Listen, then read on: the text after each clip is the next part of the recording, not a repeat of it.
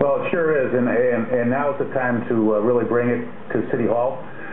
One of the things that I wanted to talk about today is the fact that today the Inspector General, who is charged with investigating corruption in city government, doesn't have the power to investigate members of the City Council.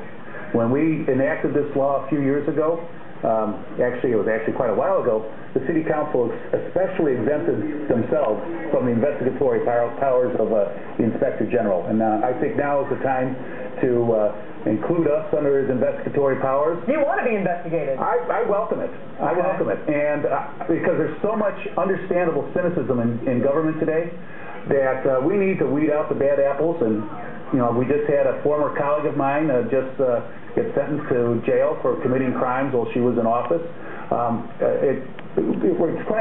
Chicago is crying out for reform. The election results the last 2 days where a reformer got elected demonstrated the fact that people are sick and tired of what's going on in Illinois. We're an embarrassment. We've been an embarrassment here in the city of Chicago for years. And the fact that my colleagues won't allow themselves to be subject to investigation is something we've got to change.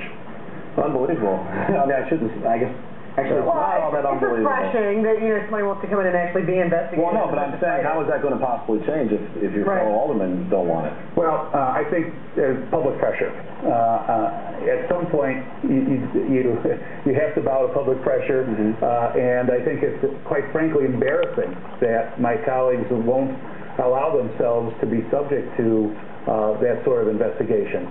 You know, in the past there was some concern about perhaps the mayor abusing his executive authority and having an inspector general that, is answerable to him, use that power to harass political opponents. Well, David Hoffman, who's the inspector general, has shown himself to be very independent of the mayor. He has conducted a number of investigations that have been embarrassing to the mayor's administration. So I'm not concerned about his independence. I think he's very independent. He has shown himself to be a man of integrity, a man who will go wherever the investigation leads. So the fact of the matter is, we need to hold ourselves accountable. You said you want to make a plea right now to the mayor as well because you want him to expose how to use the stimulus money should Illinois get a big chunk of that. We're the only city that I'm aware of, certainly the only major city in the country, where it's still a secret how the stimulus money is going to be used.